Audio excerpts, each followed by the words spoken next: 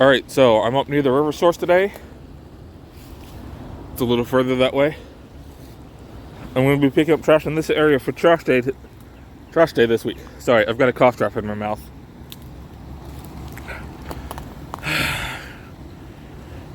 There's a bunch of it, as you can see, and I'm guessing it all comes from right there. Some of it might come from up there, and plenty of it probably comes from over there. But I've got 3 trash bags today, and I'm going to work at this for a couple hours.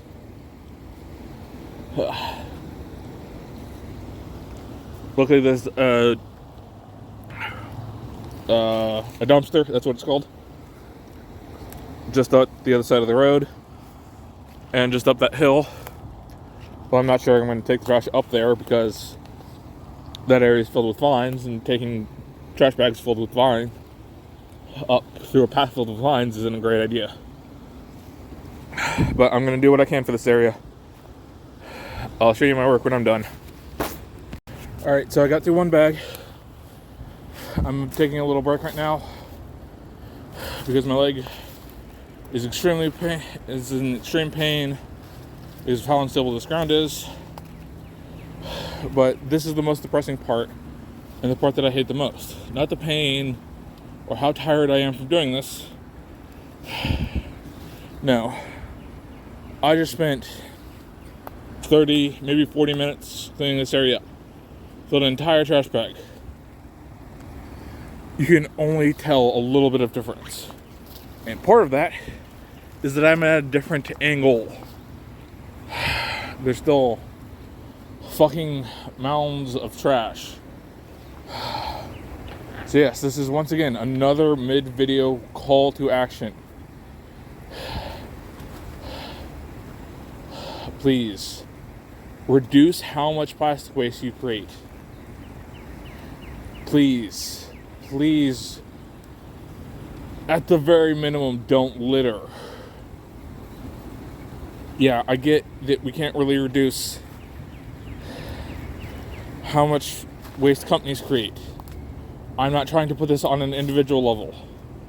I will always be one of the first people to acknowledge that no, it is companies that create most of the waste.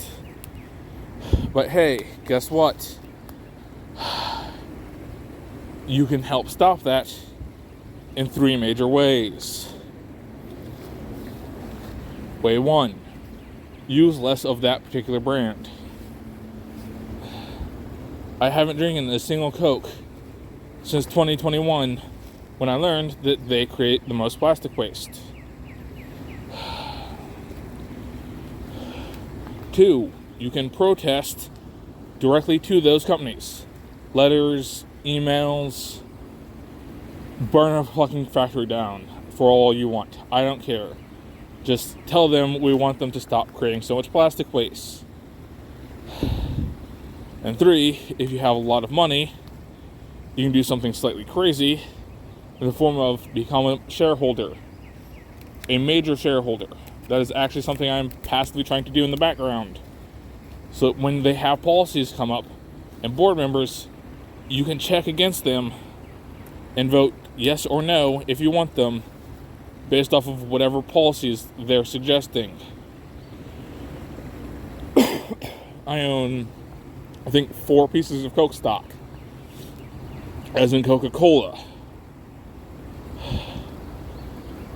They put 2 policy bills up last year, one last year and one this year so far. I've been actually reading through the policies and seeing, like, hey, how would this affect the environment? And then voting whichever way would help the environment. It's not a lot, but if 1 million people do this, then we're going to start changing the votes and changing their policies.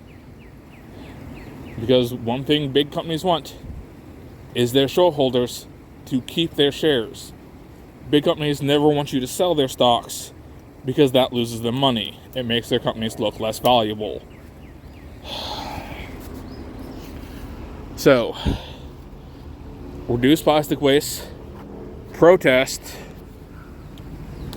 recycle what plastic waste you can, and try and vote on policies, both in city, state, government policies, and in company policies if you have the means to do so. Please.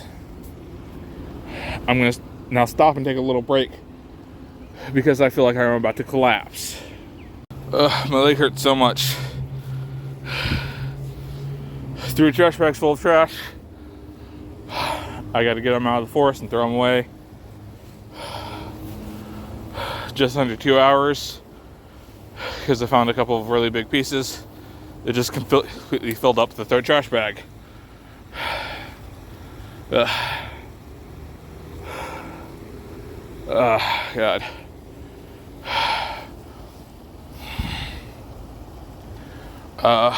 Oh, that's what I wanted to mention.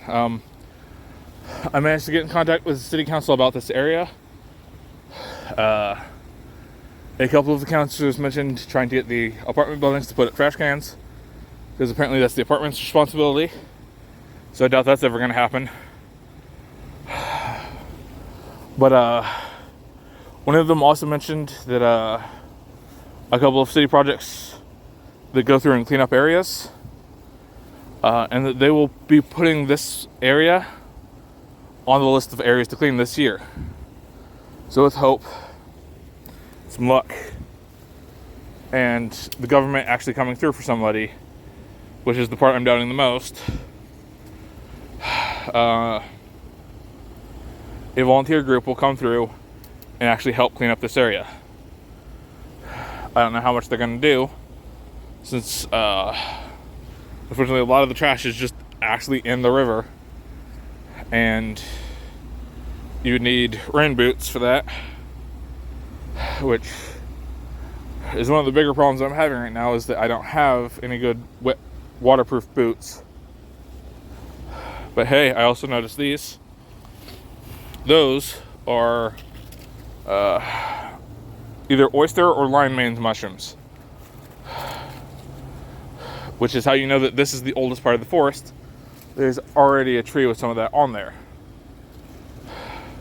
Am I still going to introduce mushrooms into this forest myself? Yes.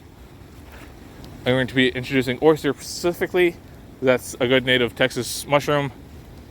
I say Texas, but they're native to everywhere in the U.S.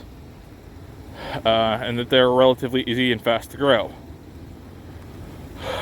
But since there's already a mushroom colony up here, I won't be doing as many up here.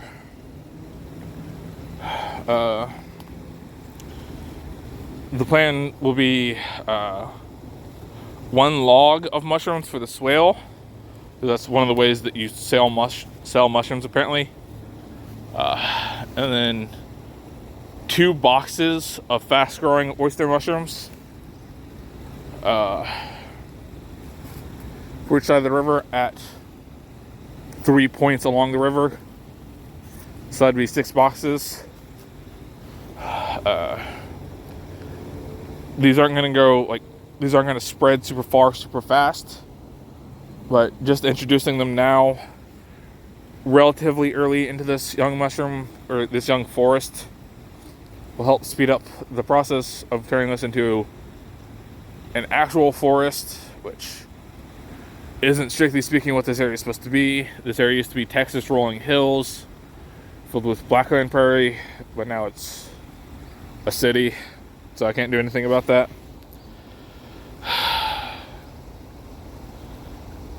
I have not been talking for 3 minutes. Whatever.